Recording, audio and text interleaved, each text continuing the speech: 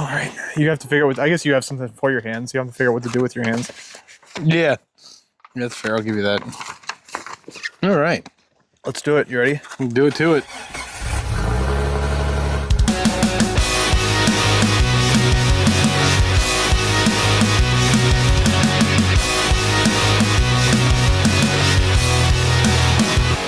What's up, guys? Welcome back to your favorite off-road podcast, your favorite podcast in general, the Dirt Drive Podcast. This week, we are coming from a familiar location.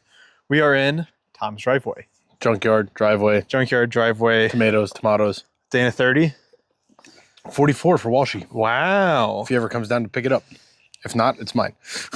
He paid for it, but it'll be mine if he doesn't go pick it up soon. Yeah, it's gonna be mine. I can swap it in here in an hour. It's a Ruby axle.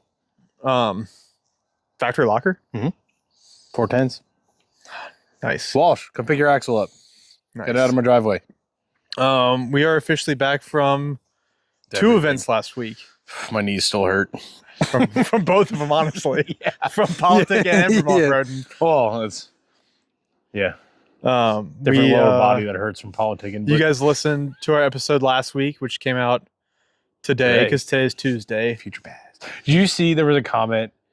I think it was on Instagram of the boy band photo of After 24 Hours. Yeah. Somebody said team or the band name should be Future Past, the Future Past Band. Yeah. And I was like, that's a good one. That's a good callback. That's a callback, yeah. Hell yeah. We have fans. Yay! No, we had a great time in DC, and then 3 days later, these idiots were bouncing around the woods. Yeah. Tom just got back. He was late to the podcast today because he was going to pick up his junk. You'll hear about that in a future episode. Yeah, it's the video being made will conclude with. Oh, you guys actually did. We got enough to do a video out of it. Okay. So we'll do an in-depth teardown video. I think is probably gonna need it. It's gonna need it because there's multiple things. The more I look at it, the more I'm like, ah, shit. Sell this one too. But yeah, so we're gonna recap kind of our time in DC because that was the first time I think either of us have ever done anything like that. Yeah. That was legitimately one of the craziest experiences of my life. I've worn a suit for prom and weddings, and I think like 3 job interviews my entire life. Yeah. So I think like that was the first time I've worn a suit for something that wasn't a major life event. Yeah. a wedding or a funeral. Oh yeah, I guess funerals count too. Yeah. Legitimately one of the one of the craziest things I've done, like explaining it to people what I did that, they're like, why are you doing that? And I'm like, I don't. It's a great question. I don't know. Why did SEMA invite us out here? I don't know, but it was so cool, and I want to do it again. We got to represent the off-road community. Yeah, we do. I think off-road trash. We got to get the rednecks involved somehow. They were there. There's a few of us. Greg Henderson walking around in his hat talking to senators. All right, Greg. Yeah, I mean I'm going to reference my notes because my brain is still fried. So first, to start off, SEMA flew in, had people come in, 30 people overall to DC to talk about California's ACC2. Yep, which is a. Hold on. You're gonna get the talking points. Yeah. See, this is how official SEMA was. They prepared all of this in like 48 hours. It was wild for us, which was incredible. I can barely get parts in time. Yeah. And they did 30 folders in 48 hours.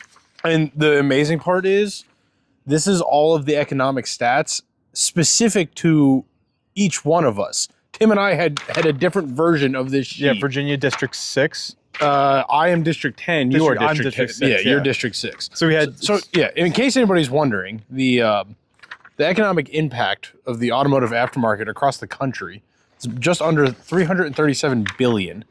Virginia District 10, if you're local listeners, that's basically Northern Virginia, this side of the mountain. It's Loudoun County, Fairfax, a little bit of Prince Fauquier. William. I don't think there's any Fairfax, and I think there might be a little bit of Fairfax. It doesn't matter. Anyway, beside the point. You can look it up. It accounts for $343 million in economic impact, 1,700 jobs, and $130 million in total wages. just in our area in the automotive aftermarket. Like that's not dealerships and repair businesses. That's specifically like what we're doing at the shop with lift kits and everything else. I know my district had 3,000 jobs. I can't remember the numbers. Yeah. But it was like 3,300 jobs in District 10. Yep. And then, it was really cool. You have your talking points. Tell your talking points, Tom. All right. So ACC 2, for those of you that are interested, is the Advanced Clean Cars 2 regulation. California wrote this law that, I guess not law, regulation that is designed to increase EV car sales. Specifically EV. Yeah. Well, I should say it's more so to regulate. Emissions. It's more so to regulate internal combustion or ICE engines, as you'll internal combustion engines. They basically are saying in 10 years, every passenger vehicle in the state of California will have to be zero emissions, which is basically EV. Yeah. And the crazy thing about it is the outgoing administration, we're talking really talking politics right now. Well, the outgoing administration in January, December 24th, the U.S. Environmental Protection Agency, during the final days of the Biden administration, provided the state of California with a Clean Air Act waiver. Which essentially pushed it through without congressional review. Basically saying, go ahead and do this. We don't care if it's constitutional or not. And you have the ability to push this through. So that triggered, this is all of what we learned in the last week, a CRA, or a Congressional Review Act, which allows Congress, or the CRA provides Congress with an expedited way to stop problematic regulations from being implemented through simple majority lawmaker support in the House and Senate. So essentially, the CRA is the checks and balances of executive orders, right? Yeah. Like California was given the ability to sign this into law and say, yep, starting next year, you're not going to be able to buy ICE engines. Correct. In some capacity. Well, that's California and 11 states. 10 other states. No, it was 11 other states. Including, so 12 total. So 12 total, okay. Which is next year, 35% of all cars sold. Yep, in those starting in states, 2026, ramping up each presented. Yeah, you're good. Don't worry about it. We're using our casual mics. Yeah. So obviously that poses a problem. We learned. We got the puppy and the baby. It's going to be very adorable. You can let him go, baby. He's fine. Oh, no, never mind. Dogs are out. 49%. Yeah. So the CRA allows Congress to revoke that waiver and force them to basically do this process more professionally, legally, where it actually has to be voted on. They can't just create this law anymore. The biggest factor in my mind in the whole thing, and we learned this last week, of the 12 states, those 12 states represent, hi buddy. Oh, what's up, Tommy? 49% of the population of the country. Oh my goodness, this podcast just got, hi buddy. How are you? You want to be on the podcast again? Say hi to the people. Hi. Hi. No, you say hi. Can you say hi to Uncle Tim? Hi, Tommy. Say hi. You dropped a piece of paper and someone's business card. That one's important. Oh, yeah. It's it's from the Hill one. That's not as important. Oh, no, that's Connor's. It's Connor, Connor, not from the Hill. Shout out Connor. Connor. But yeah, so 49% of the population would be affected, which essentially means if you wanted to buy a new car next year in those 12 states, if you're one of the 49%, you have to be one of 65 people to buy a car that month, or else you're SOL. Yeah. You have to buy an EV. You have to buy an EV, or I guess go to the right dealer. Yeah. Go to the Toyota dealership that doesn't sell or EVs. go out of state to buy a car. Like, I think that what we talked about a lot with everybody is the manufacturers are the ones that really get screwed. Yeah. Because they're not going to build two sets of cars for the country, right? Like, if half the country has to buy an EV and the other half can do whatever they want, they're not going to lose. Like, they're not going to lose the sales to the non-ICE states. Yeah, they're going to build more EVs. Yeah, we're all going to get stuck with EVs until every state is EV only. If you got to make 100 cookies, you're not 40 or 38% have to be gluten free. Yeah. Just make them all gluten free because Exactly. you have to make the gluten free ones. Right. And it's the more expensive ones anyway. So God, are ice cars gluten or not ice cars? Are EV cars gluten free? Yeah, probably. Probably. I think that's actually a really good analogy. Damn. Right, buddy. Can you go vroom vroom? What are you doing? Vroom vroom. But yeah, me and Tom, we had pretty much all our meetings together. Yeah. We had all of our meetings scheduled together except for 2, which we just did together because why not? We're boys. And same state. Yep. So we had a total of 4 meetings over 8 hours. We got a smile. We got a smile. A big smiling boy. Yeah, That was wild. Like it was just overall wild. Like, and not even talking to our representation was the wild part. It was just the event whole experience. Overall. It's like we rolled into DC, which we do occasionally because we live 40 minutes away. Unfortunately. And so it just kind of felt like an inconvenient rolling into DC until we got to the hotel and we saw everyone that we knew and people that we've been waiting to talk to. Yeah. Just people we see at the SEMA show, at PRI. I was going to say, that was the other fun part of it was like, there were new people. There were people we knew already. And then there were people that we knew of that we got to meet for the first time. Yeah. Like, it was a really good group. And like, it's neat to be part of that, such a like diverse community. Yeah. And like, I'm not saying that like from a people point. Well, diverse. it is. It's also a people point diverse. Partially, yes, but also like every bit of the car world was represented. The hot rod guys were there, the tuner guys were there, off-road guys were there, the custom guys were there, businesses were there, like custom was there, OEM was there. Like there was a little bit of everything within our industry and what we do. Yeah. And like, the influencer group only made up like 9 people that of the 30 that were there. 9 to 12. That, but yeah. It was it was about half. Maybe a little less. Yeah. But it was cool because like we just sat down, like we got back, we had dinner, like we had the fly-in dinner with SEMA Tuesday night. Mm-hmm. Got back to the hotel. They said, "Hey, we're going to the bar." We sat down in the bar and we're like, "Oh, you do engines and you do engine parts." Like not like little engines and not like little engine parts. Like when you introduce your name and I already know what you do, like that's like not like we were the small fish. We were 100% the lowest follower count in the room. But I also would like to think we were like some of the most fun. Yeah. I think we were the most fun. I thought we were the most fun. We brought people together. I think. Probably not.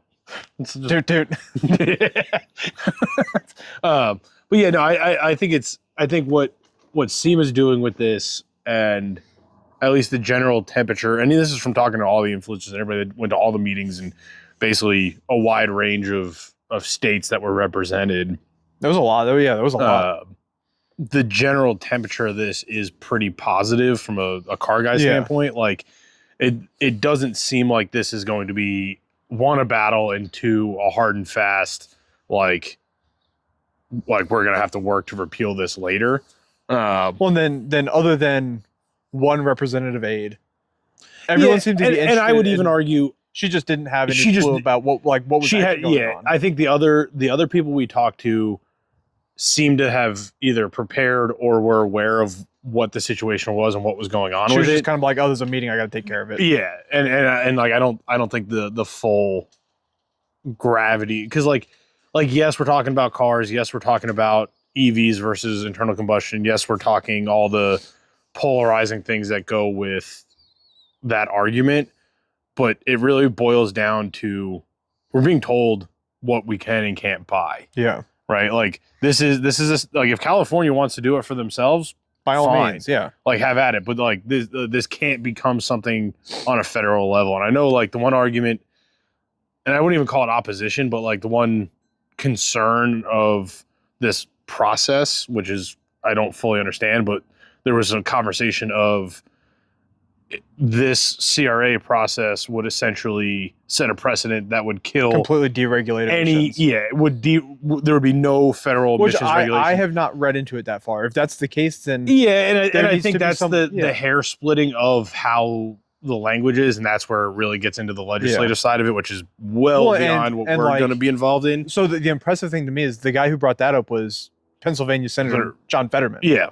And I'm like, Fetterman, like he presents one way, but he is very much. Well, and I would argue that he's very much. I kind of agree with him, right? Because because the flip side of this is if it goes through, then you're setting the precedent that the federal government can mandate anything. Yeah. Right. And like, there is definitely an overall, at least in my opinion, like the less the government regulates, the better. Right. Yeah.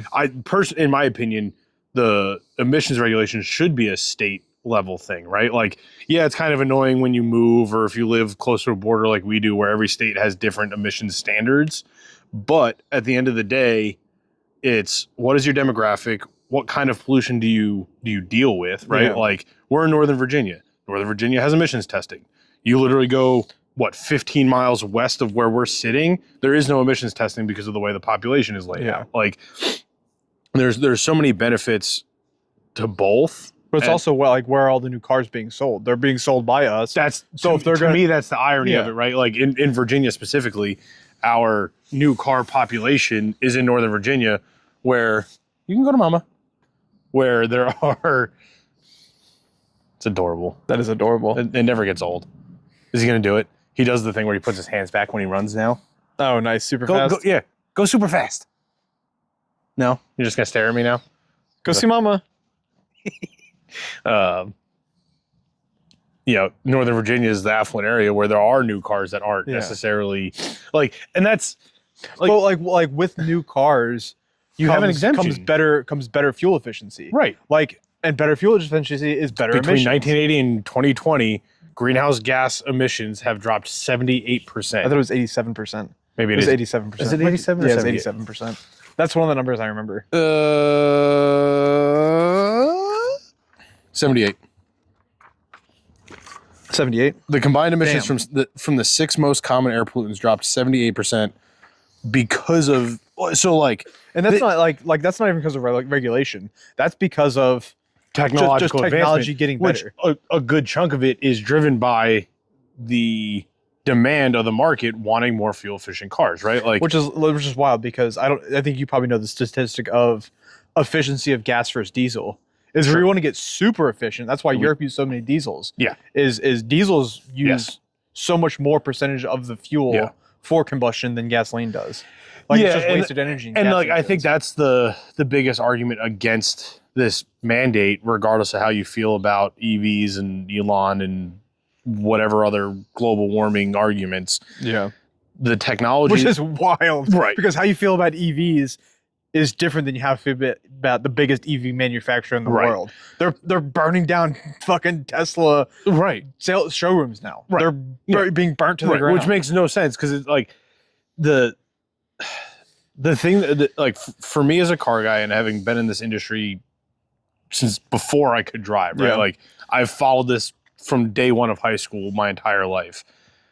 The technology that we have today in your daily driver, right? In that Kia versus my Honda Civic versus this is all driven by the need for cleaner vehicles and to compete with EVs, right? Yeah. Like, so this isn't an anti-technology thing. Like, I love my carbonated big blocks and my diesels. Because we are technology neutral. This is not anti-technology. I'm not saying we need to go backwards here. Like, we don't need to stop making less efficient vehicles. And we'll never go back to carburetors. Like, that's backwards. Right. Backwards is carburetors and we need charcoal canisters and all that by garbage. Specifically saying EV, you create this problem of how do you expect a business, right? Like, we're still a capitalist society.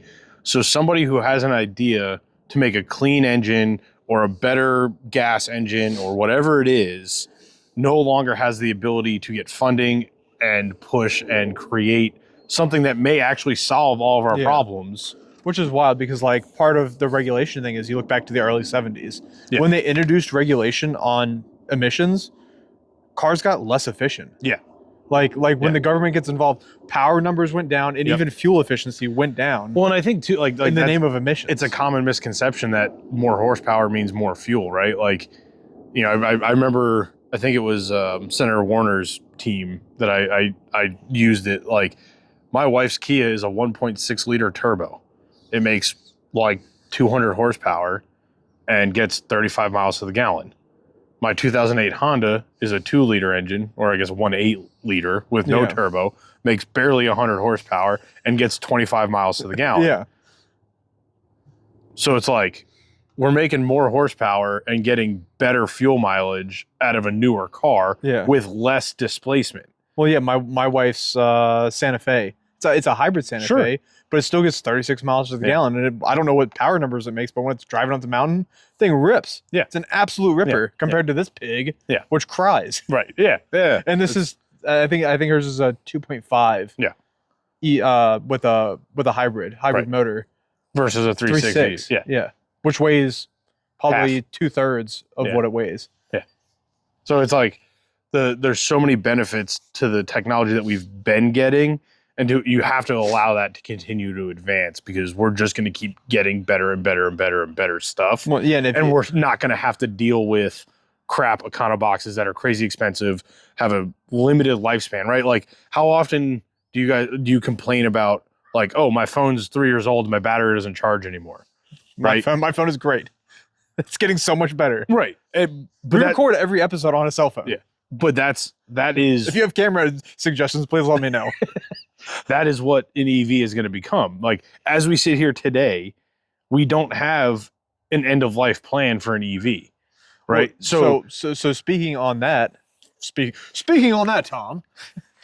Speaking on that though is one thing they don't look at with emissions on an EV is they don't look at production or decommissioning. Right. The EV life emissions is just from date of sale to end of life. Right. When every other car is from beginning of manufacture to complete decommissioning. Yep. Which overall is probably about as effective as... When the government's involved and in charge of it, they can fudge the numbers to tell you whatever they want to tell you. Exactly. And that's what they've been doing with EV, right? Like, it's no secret.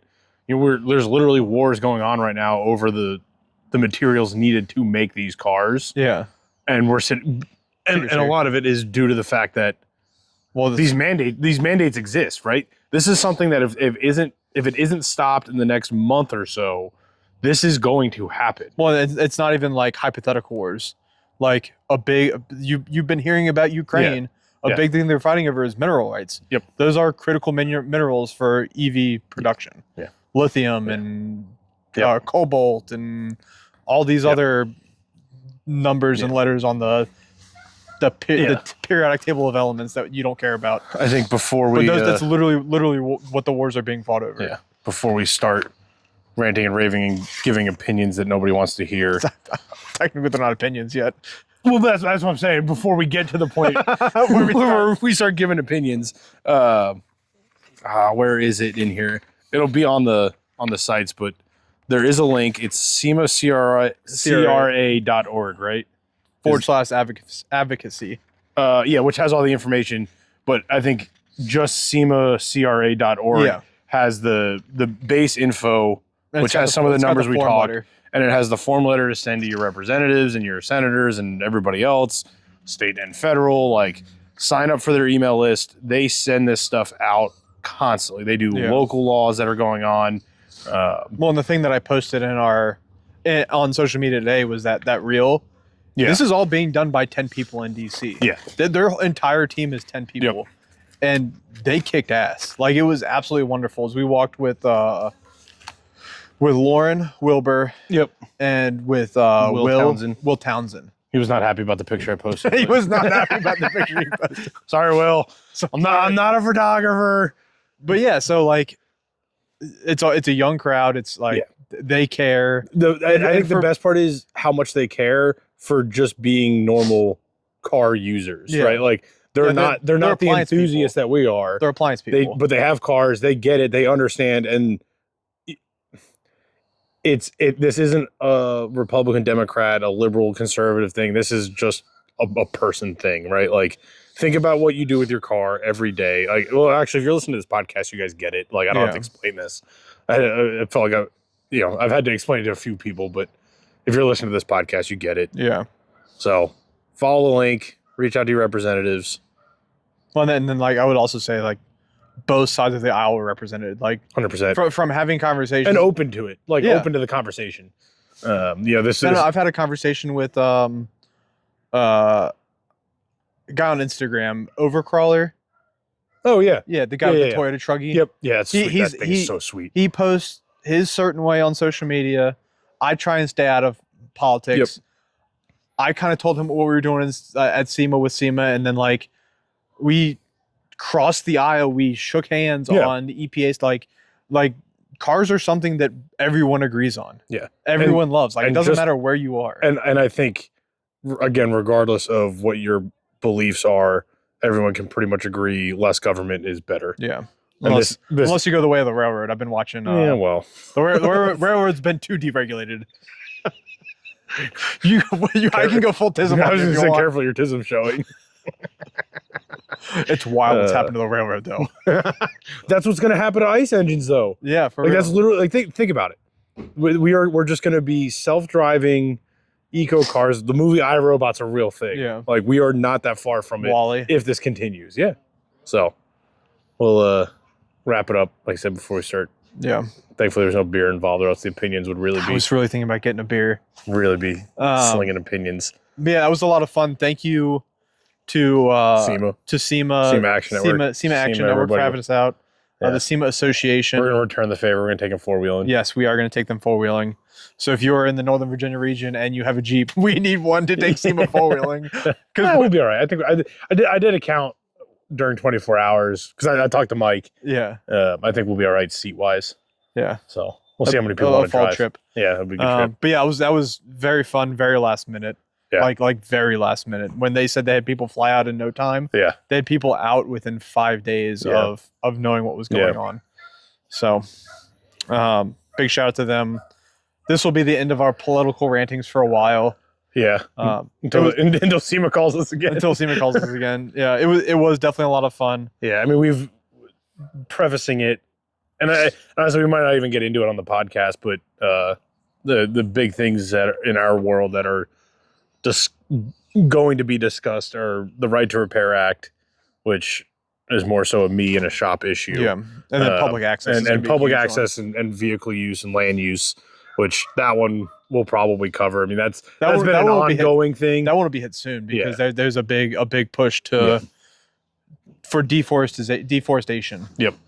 Which I get and I don't get. Well, if we don't need that's a different podcast for a different day. If we don't need to build a few billion EVs in the next 10 years, we'll be all right. Yeah.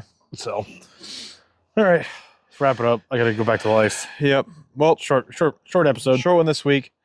Tom, thanks for making it work. Always. Sorry I couldn't go with you to get your Jeep. Yeah, I'll be all right. Thank you guys for listening and watching. Oh, we'll do a race wrap up. I'll give Jed's coming up in 2 days. Right, yeah, you're right. We'll record with him. Yeah. I'll probably record a bunch with him. Yeah. But yeah, thank you guys for watching and listening. Yep. Thank you for being such a great friend. Always. Thanks for joining us in DC. Yeah. Thank you again to SEMA. I didn't open the episode with it again. I'll have to add it in. SEMA, if you want to join the SEMA Plus membership. SEMA Plus membership. It is not just for businesses anymore. If you want to get involved on an individual level, use code DirtDrive. That was awesome. I made a joke on the podcast, and Karen literally sent an email immediately and set it up. But yeah, that's it. Thank you guys for watching. Thank you for listening. I'll have to cut this into the beginning of the episode. We are the Dirt Drive, brought to you by Jeepcables. I'm so bad at that. Thank you, Jeepcables, for partnering with us for the month of March. Yes. If you use code Dirt Drive on their website, you can get free shipping. Yep. Good for anything. Like Tom's Jeep performed really well because he had the cables in there. I swear it's faster. It was rattling. He'd hit a bump and the gauge would shut off. Oh no, the Jeep would shut off and then restart automatically. It was but now he's got the correct cabling in there. I swear to you, it's faster with better voltage and current. I've got a kit for this that I've got to put in. I've got a kit for the Lexus that we're going to put it on the YouTubes. Hi, Rusty. But Everybody's coming to visit on the that's podcast. it. You guys know where to find us. Yep. Dirt Nerds Offroad, Dirt Nerds Motors, and the Dirt Drive Podcast everywhere social. Yep. And I guess we'll frickin' see you next week. How's that for timing?